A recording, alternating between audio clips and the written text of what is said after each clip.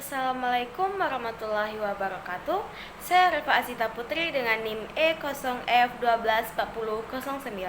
Saya akan mempresentasikan tentang sistem saraf, menjelaskan tentang proses penyampaian impuls. Impuls saraf adalah sinyal yang dibawa sepanjang serabut saraf sebagai proses terhadap perangsang.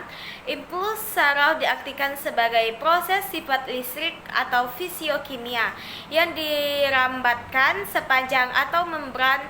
Dapat juga dimengerti sebagai kesan kimia listrik saraf. Fungsi umumnya adalah mengatur semua aktivitas sistem saraf. Nah, ada proses penyampaian impuls saraf terjadi melalui sel saraf, dimulai dari dendrit hingga akson dan berakhir di otak.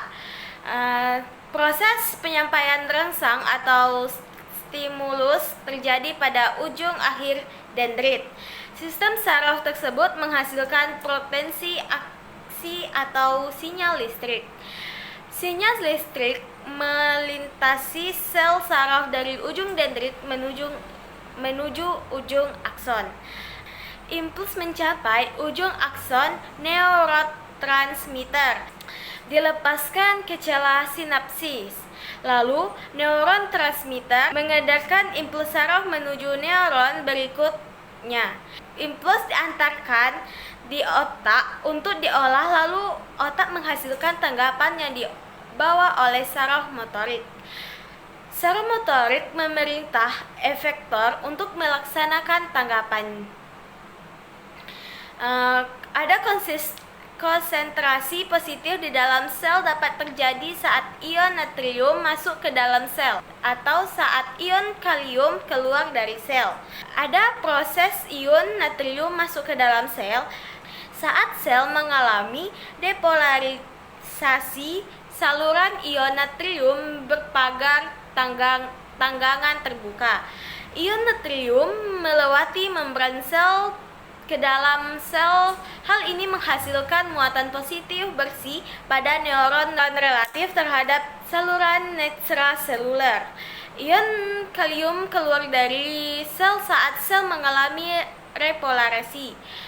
Saluran ion kalium terbuka, ion kalium atau K+, mulai bergerak melalui gradien elektrokimia. Saat kalium mulai bergerak melalui gradien elektrokimia, saat kalium bergerak keluar dari sel, potensial di dalam sel menurun dan potensial di dalam sel tersebut sangat menurun. Hal ini menyebabkan bagian dalam sel menjadi elektronegatif. Selanjutnya ada aksi, potensi, dan depolarisasi. Potensi aksi adalah peristiwa elektris atau listrik yang terlokalisasi, yaitu depolarisasi membran pada titik perangsangan yang spesifik. Neuron umumnya dirangsang pada dendrit atau badan sel. Potensi aksi yang dihasilkan berfungsi sebagai suatu sinyal potensial. Aksi itu dengan suatu cara harus berjalan sepanjang akson ke ujung aksi selnya. Selanjutnya ada proses depolarisasi dan repolarisasi. Setelah ion-ion natrium masuk dalam jumlah besar dalam sel neuron, saluran ion natrium dapat pada membran sel kembali menutup, tapi masih dapat ditembus oleh ion kalium yang berdifusi keluar sel. Saat tersebut menyebabkan muatan listrik dalam sel dari ion positif menjadi berkurang dan mulai kembali.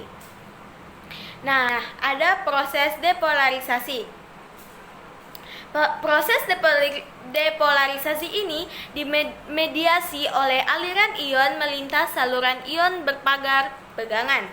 Peristiwa depolarisasi yang cukup kuat menyebabkan saluran ion natrium berpagar tegangan terbuka, memungkinkan ion natrium mengalir melintasi membran sel ke dalam neuron.